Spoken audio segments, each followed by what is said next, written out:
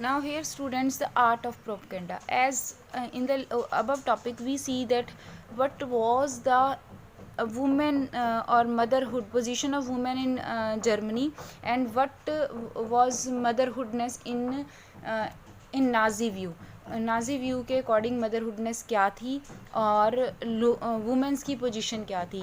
In Nazi Germany only the Aryan mothers are respected and only the Aryan mothers give all that benefits.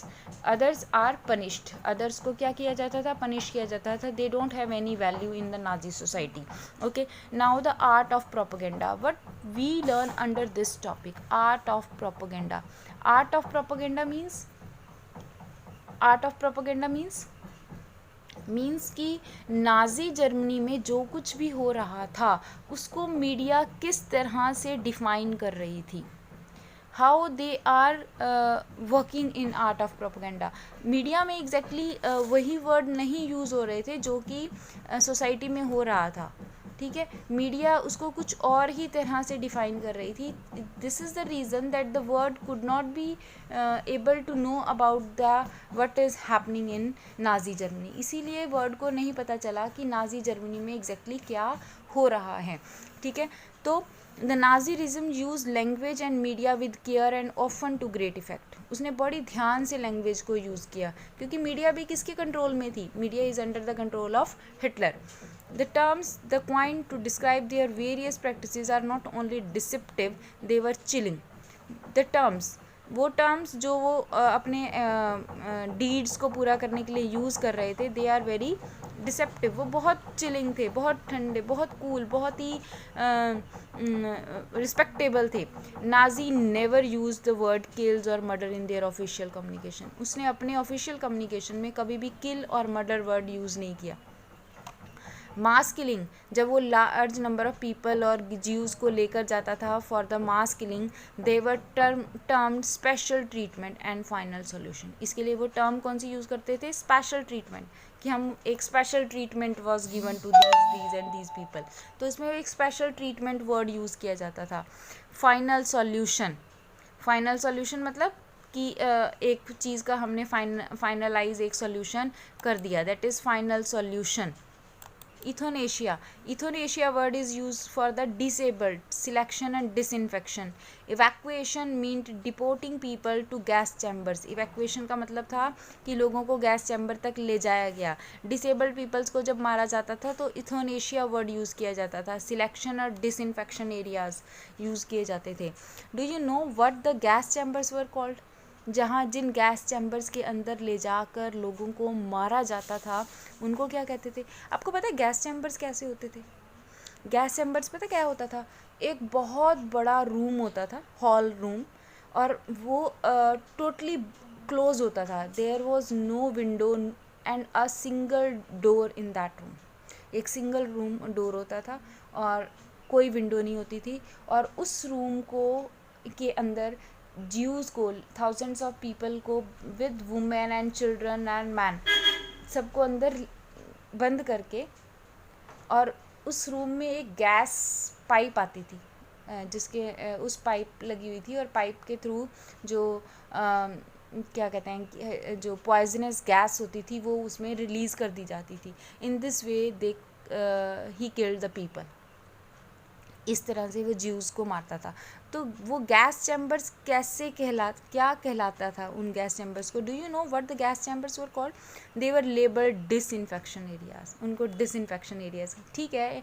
In Jews in Hitler's ideology वो क्या थे? Jews are not pure, they are infected, तो वो उनको disinfected areas में उनको disinfected कर दिया जाता था. And look like bathroom equipped with fake shower heads. और वो बाथरूम्स इक्विप लगते थे फेक शावर हेड्स की, और वो कैसे दिखते थे कि बाथरूम है जिसमें शावर्स लगे हुए हैं.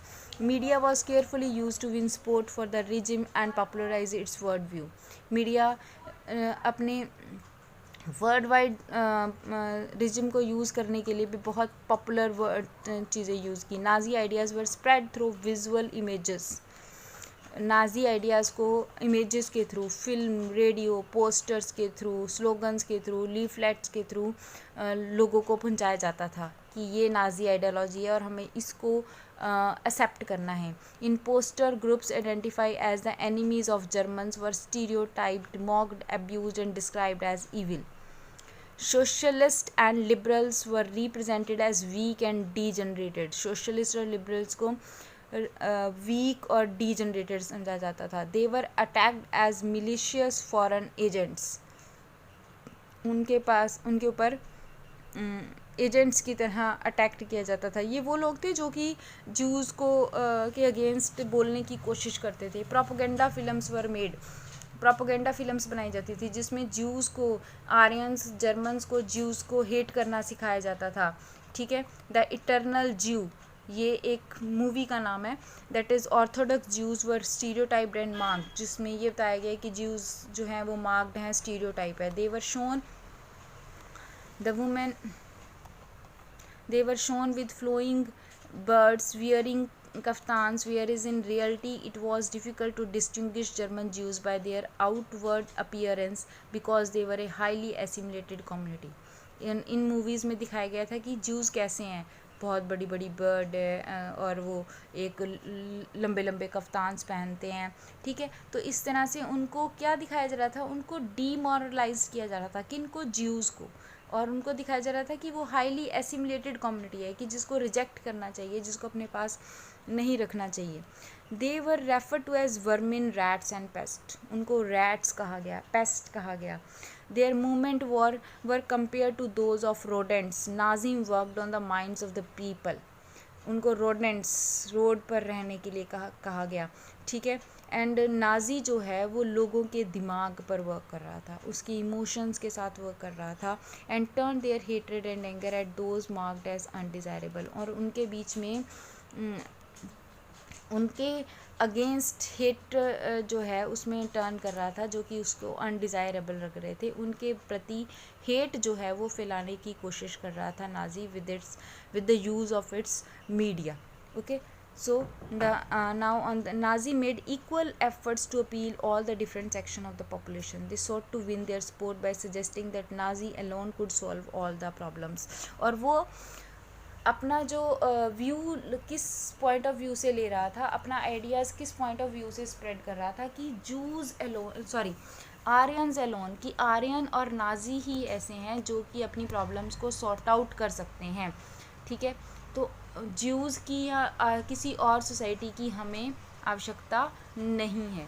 ठीक है. So in this way Nazi propagate its ideas, propagate its media. और दिस इज़ वेरी इम्पॉर्टेंट कि नाजी ने मीडिया को कैसे यूज़ किया. This one is really very important कि मीडिया में वो कभी मास किलिंग और ये सब कुछ शो ही नहीं किया. Newspaper never shows these words. Okay, so this is enough for this topic, and the next topic now we are going to go over the chapter, but